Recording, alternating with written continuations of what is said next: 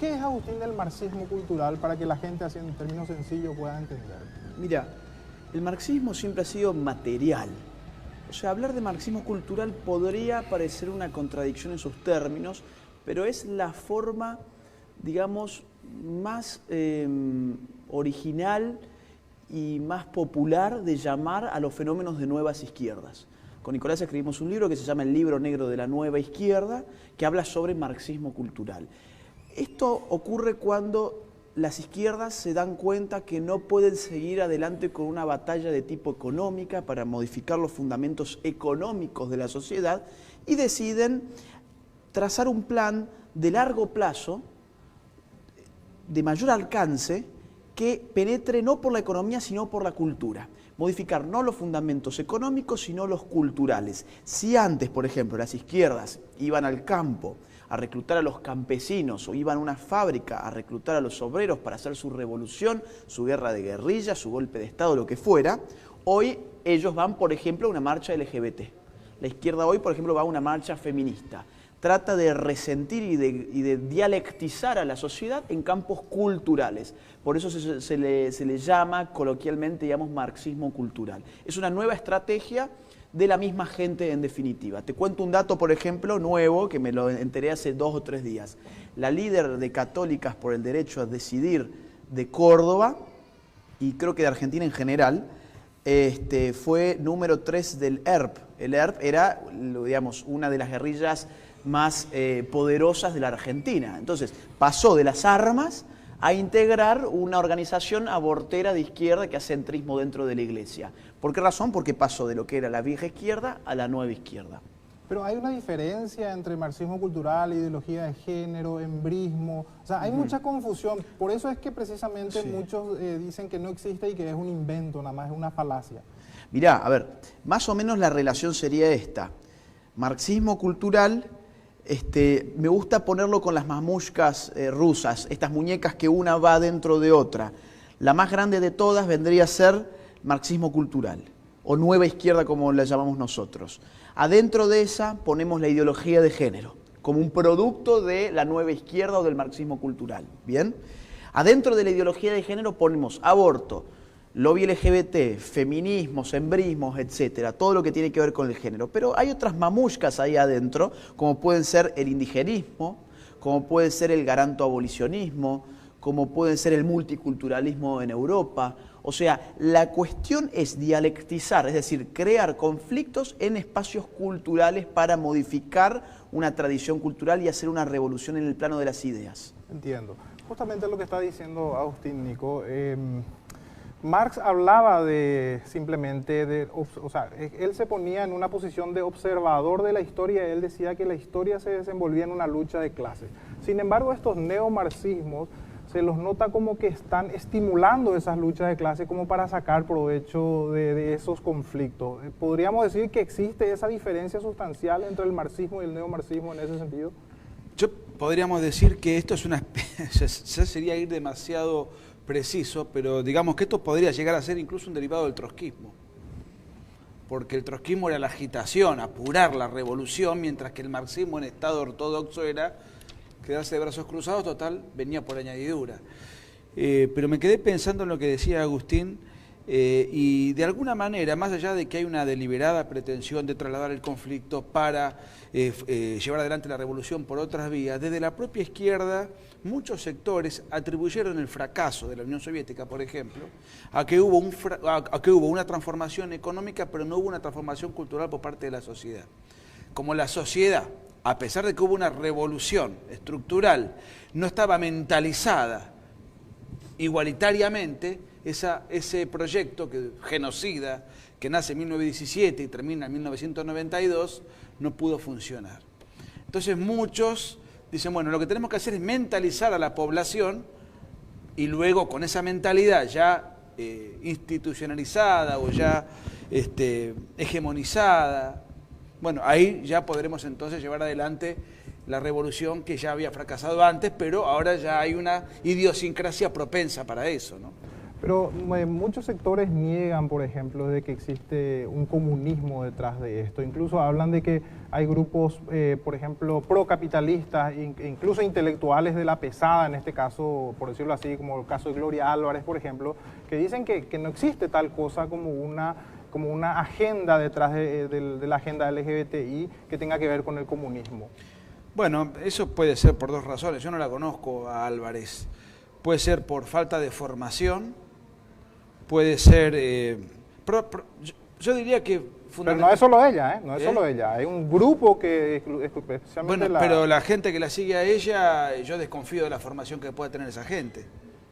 Entiendo. Mira, yo te diría lo siguiente, para clarificar un poco la cosa. A ver, negar el marxismo cultural tal como lo definimos acá, podemos discutir el término, o sea, podemos agarrar y decir, mira, hablar de marxismo cultural puede ser un poco un oxímoron porque el marxismo por definición es materialista, yo acepto, pero tal como se definió acá, negar el marxismo cultural o la nueva izquierda es no tener idea del pensamiento de izquierda contemporáneo. Porque si Marx sentó los fundamentos, digamos, socioeconómicos de la teoría marxista, Lenin vino a contribuir con la teoría política del marxismo. Por eso se llamó marxismo-leninismo, a la fusión de ambos pensadores. Ahora, después de eso, luego de los fracasos que Europa Occidental empezó a vivenciar tras la Revolución Rusa, Hungría, Alemania, etcétera, donde se esperaba la revolución, fracasó. Italia, Gramsci cae preso. ¿Qué hacen? Dicen, no, bueno, ya ni economía, ni política, ¿qué nos queda? Cultura. Y entonces se ponen a hablar sobre los cuadros. O sea, se ponen a hablar sobre temas que nunca habían estado en el interés político inmediato de Lenin y no iba tampoco los fundamentos económicos, Marx. Entonces, quien diga que no existe un interés casi superlativo de corrientes marxistoides por la esfera de la cultura es alguien que no tiene la más mínima idea de Gramsci, Escuela de Frankfurt, postmarxismo tipo Chantal Mouffe, Laclau, etc. Es alguien que no ha leído, digamos. Además hay dos otros temas que tienen que ver con lo siguiente. Como bien él lo dice, los que diseñaron esto que nosotros denunciamos son todos marxistas admiradores de Marx que han tratado de acomodarlo a las circunstancias. Ahora, si se quieren poner en estrictos desde el punto de vista conceptual, podríamos decir que esto es algo parecido al pensamiento hegeliano, porque la dialéctica de lo intangible no es algo propio de Marx, sino que es algo de Hegel, que Marx toma para hacer su análisis materialista. Pero, a ver, nosotros estamos en una batalla política. Llamarle marxismo cultural es identificar a todo esto que Agustín señaló al principio con la izquierda. Eso es la función que cumple llamarlo marxismo cultural. Entonces, cuestionar eso desde el punto de vista conceptual histórico, ¿qué quieren? ¿Que lo llamemos hegelianismo?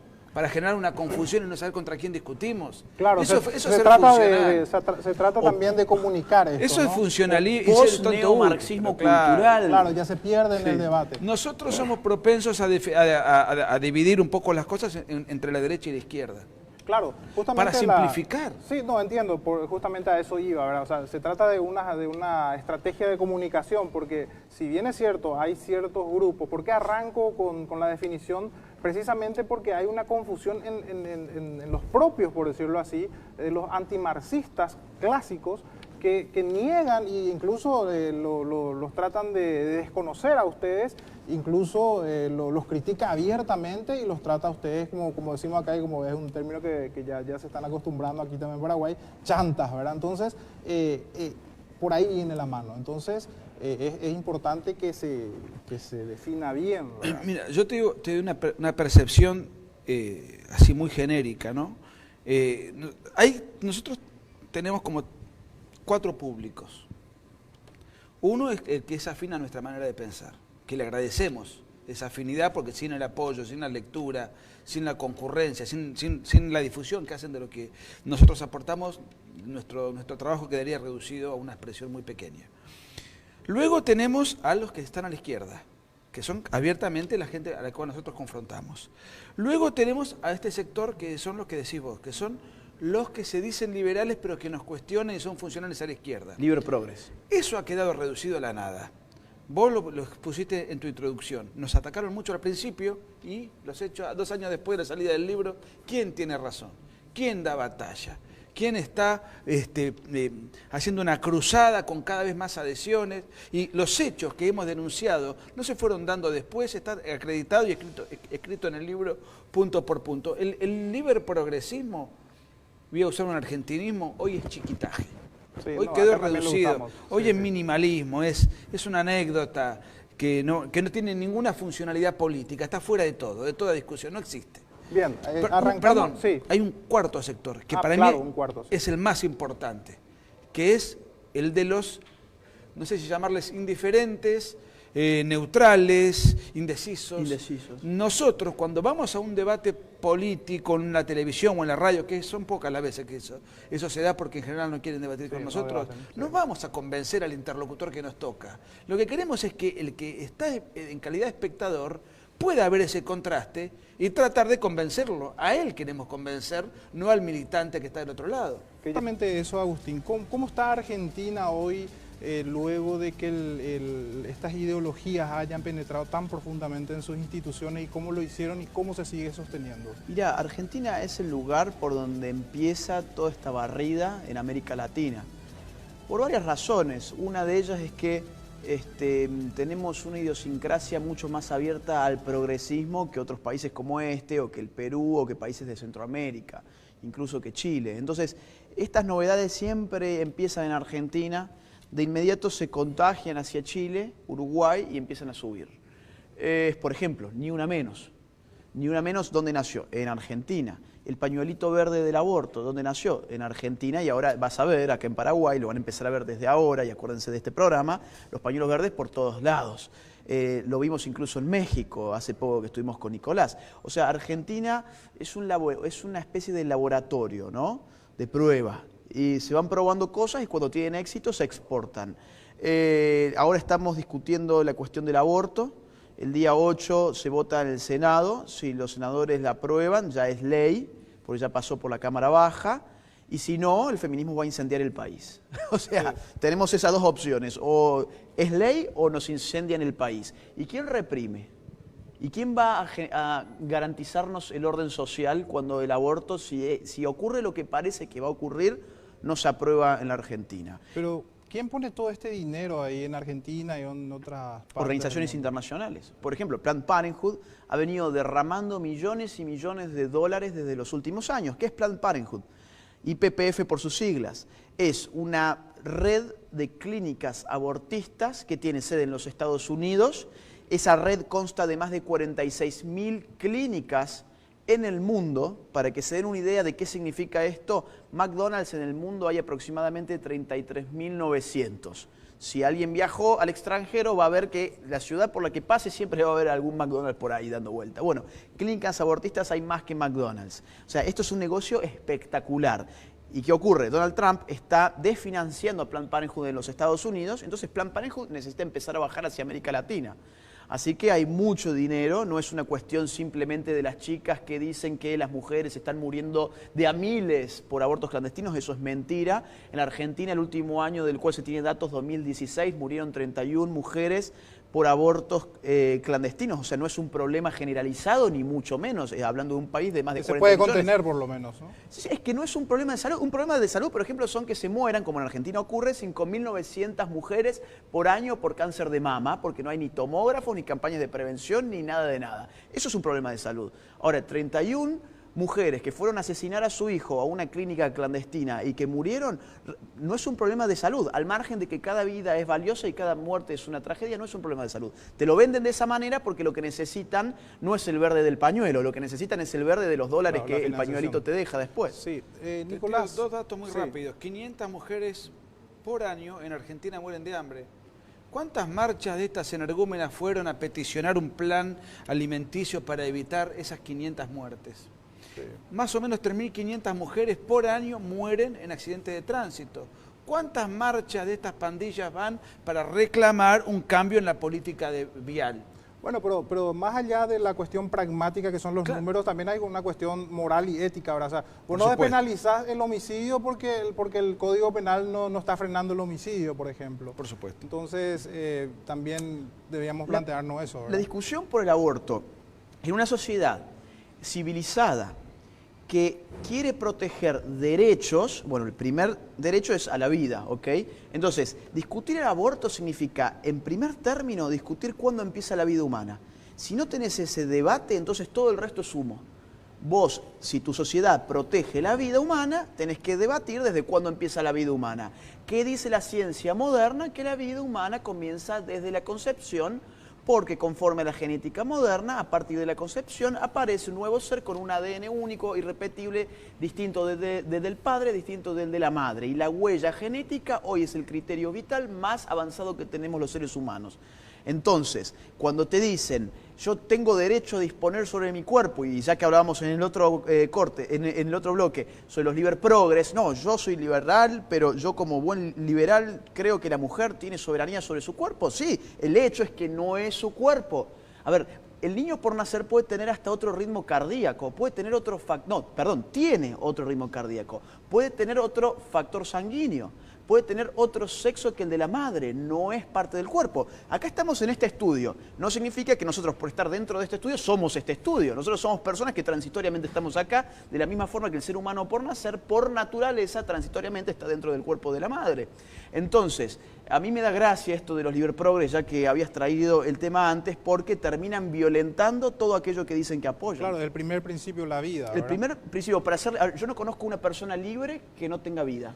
Si estás muerto, ¿cómo puedes tener libertad si estás muerto? Y yo pregunto, una persona que se dice liberal, y para un liberal lo que prioriza, lo que enfatiza son los derechos individuales, y el derecho individual más importante es el derecho a la vida, del cual derivan el resto de los derechos. ¿Puede una persona que se dice liberal apoyar el aborto? Sí, de hecho lo hay, se dicen liberales, pero acá entramos en un interrogante que a mí se me desdobla. Si ya sabemos que la ciencia dice que la vida humana empieza de la concepción y apoya, diciéndose liberal, el crimen del aborto, o bien tiene falta de formación o tiene mala fe. Ya que tocaste el tema de las libertades individuales, a vos se te acusa, Nico, por ser muy duro con los homosexuales. Y yo siempre me planteo esto, de que estar en contra de la agenda LGBTI, creer que por eso se está en contra del proyecto de vida individual, es lo mismo que creer que combatís el nazismo porque le odias a los rubios, por ejemplo. ¿Ese paralelismo podría ser válido dentro de ¿qué significa ser duro con los homosexuales? A ver. No, por supuesto, yo eso quiero que me respondas, porque es lo que se dice en las redes, ¿verdad? Entonces, ¿a qué se refieren? Me gustaría saberlo. Yo lo que creo es que dentro del marco de la corrección política vigente, lo que no soporta el liber progre bien pensante es que uno tenga una narrativa rotunda, que puede ser buena, mala, te puede gustar o no. Acá hay que decir todo encorsetado en paradigmas narrativos industrializados ya. Entonces, cuando uno se desmarca de eso, es un escándalo para esta gente tan limitada en su paradigma. Ahora, yo soy un defensor a ultranza de la libertad individual y de que cada uno en el plano de su vida personal y de su vida íntima y de su vida sexual haga lo que le plazcan, tanto y en cuanto no dañe derecho de tercero. Lo digo a cada rato, en el libro está recontra repetido, te diría demasiadas veces, a sabiendas de que me iban a atacar por ese lado. Ahora, la conducta homosexual objetivamente es insana. Es una conducta que hay que desaconsejar, desalentar. Un homosexual promedio en Occidente vive 25 años menos que una persona heterosexual. Hay un capítulo que yo lo tengo en el libro que se llama La autodestrucción homosexual y pone de manifiesto la tendencia al suicidio, la propensión a las drogas, los índices de enfermedades de transmisión sexual. El 80% de la población, tanto en Estados Unidos como en Europa, como en América Latina, que padece VIH es homosexual. En fin, la tendencia homosexual, la práctica homosexual, mejor dicho, es absolutamente desaconsejable. Eso es insana, no es una virtud, independientemente de que yo rescato el derecho inviolable a la intimidad. Vamos a poner un ejemplo menos dramático. ¿Fumar es bueno o es malo? Fumar es objetivamente malo. Una persona que le gusta el tabaco se está haciendo daño a sí misma. Eso hay que desaconsejarlo. Ahora, también hay que permitirlo. El que quiere fumar tiene que tener derecho a hacerlo. Bueno, esa pequeña distinción que yo hago escandaliza al liber progresismo. Sí, sin duda. Yo creo que lo escandaliza porque no tienen bien claro qué es el liberalismo. Porque el liberalismo no es ni más ni menos que un conjunto de ideas que procura la reducción al mínimo del Estado, no de las opiniones ajenas. O sea, un liberal puede estar a favor o en contra de lo que Nicolás dice, por ejemplo. Pero, es más, Ayn Rand estaba a favor de, digamos, para ella era ético fumar. Para ella y para sus seguidores era algo propio de una buena persona fumar. Uno puede tener una opinión u otra opinión sobre eso, pero la opinión moral no te hace liberal. Lo que te hace liberal es que excluyas al Estado de digitar lo que moralmente la gente tiene que pensar. Entonces, hay que acomodar un poco ahí, digamos, los conceptos. Exacto, porque, digamos, el liberalismo, y yo nunca me autodenomino liberal para diferenciarme de esa gente. No, de hecho que acá también liberal confunden con un partido. O sea, yo para diferenciarme, sí. digamos, no me menciono de ese modo. A ver, no es una conducta ante la vida. El liberal no es el beato incapaz de emitir una palabrota, dar una definición profunda. Digamos, el liberal es aquel que adhiere a un sistema político determinado que respeta las libertades individuales. El liberalismo es un sistema político, no es una conducta ante la vida. Ya. Bueno, esa distinción no la saben, no la tienen claro. Entonces, si vos ponés que, en el caso puntual de la homosexualidad, con datos objetivos, yo llego a la conclusión, con datos científicos, que yo recojo, no son míos, son de todos los ministerios de salud de Occidente, que la homosexualidad es una conducta desordenada y disvaliosa, pero que hay que respetar, te dicen homofóbico, discriminador, este no es liberal. Son tan tontos las nuevas generaciones que adhieren a esto, que genéricamente denominamos liberalismo, que no sabemos bien de qué se trata, porque hay muchas corrientes, claro. No se dan cuenta que lo que te hace liberal, como bien dice Agustín, es el hecho de decir, esto está mal, pero si no daña derecho de terceros hay que permitir que se haga, el Estado no debe prohibirlo. Bueno, eso es lo único que te define como liberal, no todo lo demás. Hay algo que a mí me llama mucho la atención, si bien en el periodo oscurantista, como le dicen algunos historiadores, eran los cientistas los que perseguían con libros de biología a los cristianos, por decirlo así. Hoy se da algo muy particular, son los cristianos los que persiguen a los oscurantistas, por decirlo así, y tiene que ver esto con una infiltración en las ciencias, por ejemplo, el caso Zócal, que estuviste explicando muy bien en una de tus conferencias. ¿Qué puedes decir al respecto con relación a la ciencia? Mira, estamos viviendo el auge del posmodernismo, que es una ideología, es una filosofía que plantea que la realidad es parte de la construcción del lenguaje. Lo real es discursivo. Hay una ontología de lo real que tiene que ver con los discursos. Si vos sos un hombre que estás así sentado y estás hablando con esta voz, es porque hubo un discurso cultural, la cultura, la sociedad a vos te hizo de esa forma. El paradigma posmoderno, digamos, de la posmodernidad, explica esto desarraigando a toda realidad de objetividad y la desarraiga de la naturaleza. Entonces, ¿qué hizo un físico en una universidad de Estados Unidos, Alan Sokal? Mandó un paper académico a una revista muy prestigiosa que se llama Social Text, que es de estudios culturales, es decir, posmodernos, donde él comprobaba supuestamente que la ley de la gravedad era un constructo de la cultura y del discurso. Entonces, si todos los seres humanos nos poníamos de acuerdo para dejar de creer en la ley de la gravedad, íbamos a ir flotando. Y esto lo llenó de esas citas encriptadas de Lacan, de Derrida, de Foucault, y juntó las citas más ridículas que pudo encontrar a ver si se lo publicaban. Se lo publicaron, toda la comunidad postmoderna, oh, qué bueno este paper, increíble, pero él por otro lado estaba publicando en otra revista un paper sobre ese experimento social que él había hecho, diciendo, todo esto que yo escribí es un absurdo, yo soy físico y las cosas son así, así, así, según la física, pero estos tipos se comen cualquier cuento con tal de que lo llenes de palabras bonitas y difíciles. Lo disfrazan. Lo disfrazan. Ya. Entonces estamos viviendo eso, digamos, ¿no? Es muy propio del posmodernismo negar el orden natural. Hay algo, Nicolás, que siempre me llama la atención. Bueno, imposible que no te llame la atención todos los elementos de esta corriente, ¿verdad? Pero siempre se los tilda a ustedes como representantes de estas ideas, y por supuesto en sus libros lo plasman muy bien, el hecho de que son religiosos, están en contra de la ciencia, son retrógrados. ¿Qué tenés para decir con relación a eso?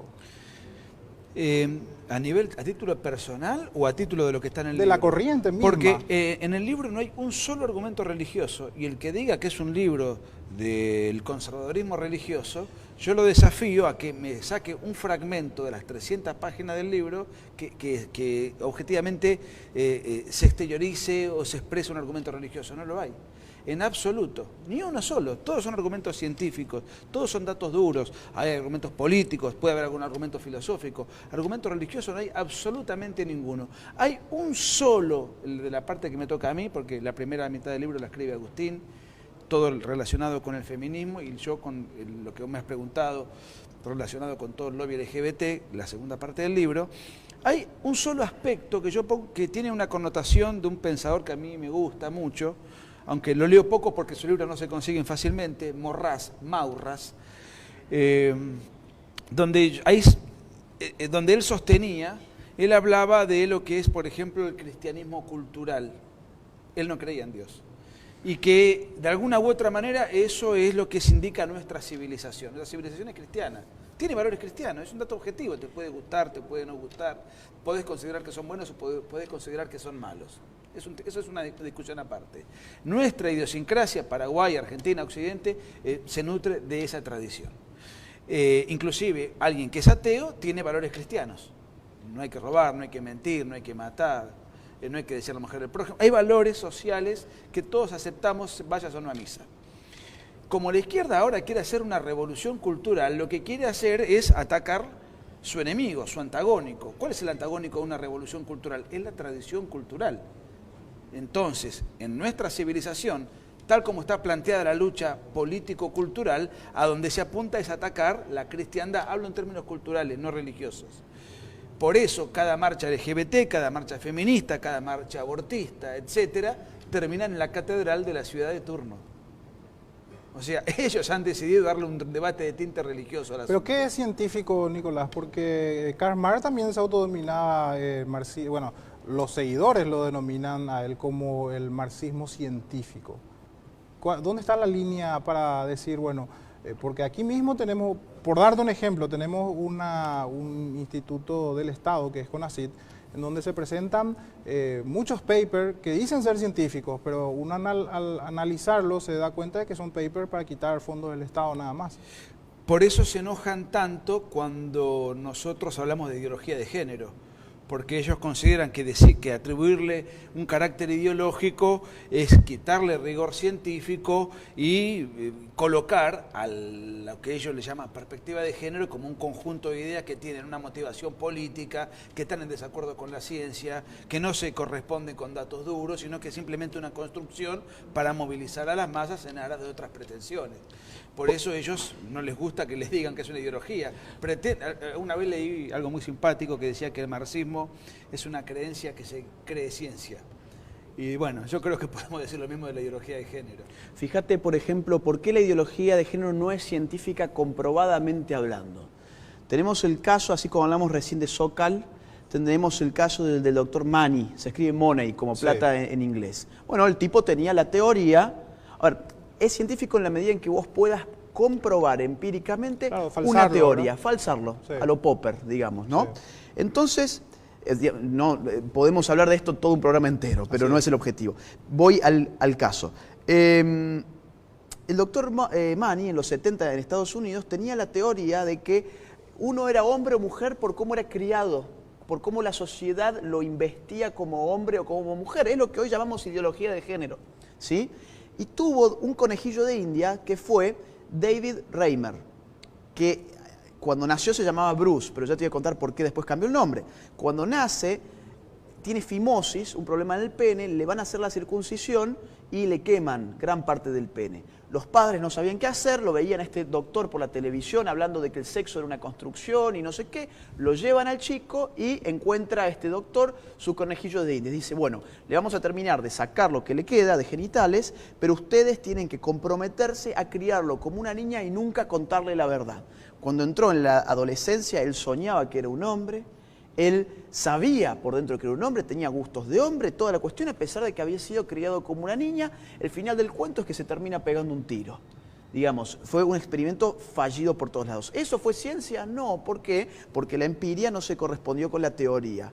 Fue falsa la teoría, en otras palabras. ¿Por qué, por ejemplo, un hombre que se autopercibe como una mujer no pasa a ser mujer?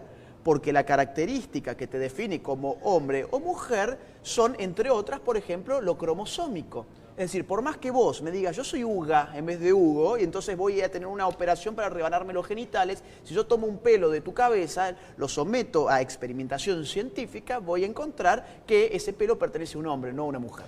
Agustín, sobre el punto, ¿se puede construir realmente roles de sexo? Porque ellos justamente hacen una diferenciación entre género y sexo.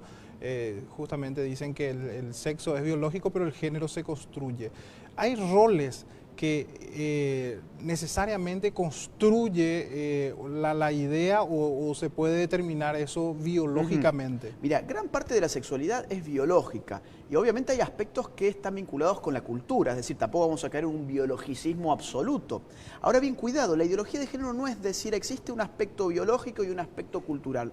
La ideología de género es decir, existe un aspecto cultural que se superpone sobre el biológico y lo esconde debajo de una alfombra. Lo biológico es mala palabra para la ideología de género. La ideología de género es un proceso a través del cual se ha venido ocultando y denigrando la biología a la hora de explicar la sexualidad.